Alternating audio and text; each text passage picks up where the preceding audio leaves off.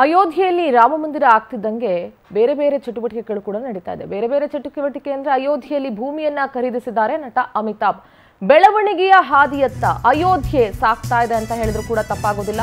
ಸರಯೂ ನದಿ ದಂಡೆ ಬಳಿ 10,000 ಚದರ ಅಡಿ ಭೂಮಿಯನ್ನ ನಟ ಅಮಿತಾಬ್ ಪರ್ಚೇಸ್ ಮಾಡಿದ್ದಾರೆ. 14.5 ಕೋಟಿ ಮೊತ್ತದ ಭೂಮಿಯನ್ನ ಬಿಗ್ ಬಿ ಖರೀದಿಸಿದ್ದಾರೆ. ರಾಮ ಮಂದಿರ ಉದ್ಘಾಟನೆಯ ಹೊತ್ತಲ್ಲೇ ಜಾಗವನ್ನ ಖರೀದಿಸಿದ್ದಾರೆ ನಟ ಅಮಿತಾಬ್ ಬಚ್ಚನ್.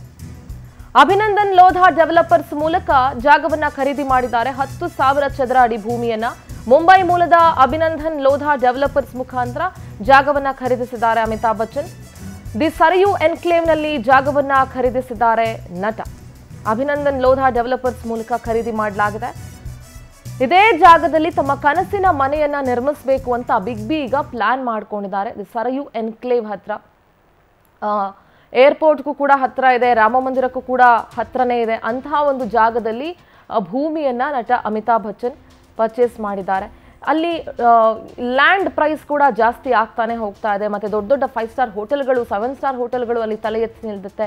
ಟೂರಿಸಂ ಕೂಡ ಸಿಕ್ಕಾಪಟ್ಟೆ ಡೆವಲಪ್ ಆಗುವಂತಹ ಎಲ್ಲ ಲಕ್ಷಣಗಳು ಕೂಡ ಈಗ ಆಲ್ರೆಡಿ ಅಲ್ಲಿ ಆರಂಭ ಆಗ್ಬಿಟ್ಟಿದೆ. ರಾಮ ಮಂದಿರ ಮತ್ತು ಏರ್ಪೋರ್ಟ್ಗೆ ಹತ್ತಿರ ಇರುವ ರೀತಿಯಲ್ಲೇ ಸರಯೂ ಎನ್ಕ್ಲೇವ್ನಲ್ಲಿ ಭೂಮಿಯನ್ನ ಖರೀದಿಸಿದ್ದಾರೆ. ತಮ್ಮ ಕನಸಿನ ಮನೆಯನ್ನ ಅಲ್ಲಿ ನಿರ್ಮಿಸಬೇಕು ಅಂತ ಅಮಿತಾಬ್ ಪ್ಲಾನ್ ಮಾಡ್ಕೊಂಡಿದ್ದಾರೆ.